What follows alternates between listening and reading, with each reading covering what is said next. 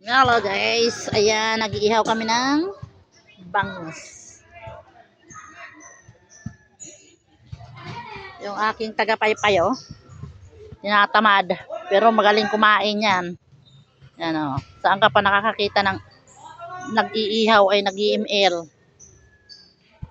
Balik ka rin mo ulit, yung doon yung ano niya, para pantay yung pagkaano. Hindi madurog yan.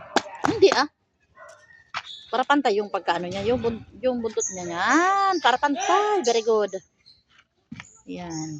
Tapos mamaya na naman yung kabilang side. Lagyan mo ng uling. Sino? Hindi ko lang naman. Malas doon siya.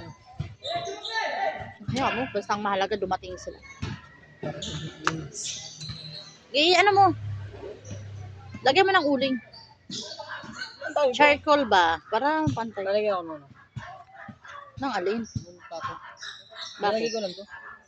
Hindi na kailangan tak. Ako nga, nilagay ko kanina. Kamay lang gamit eh.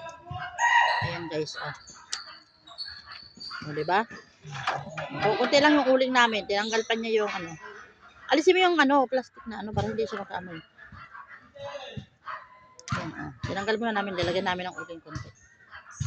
O, okay na, balik mo na. Ayan pa, oh, sa labas. Ito, kabilang side. Pasok doon. Yan, okay. Ito naman yung isda namin, oh, nakalambitin. Malapit na mahinog tuloy. Maluto. Okay na. Patong mo. Ayan. Paypay mo para mabilis.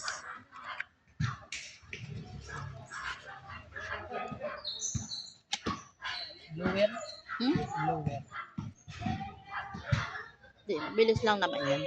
Kasi siyempre, magkano yan. Kasi didikit pa yung apoy niya dyan.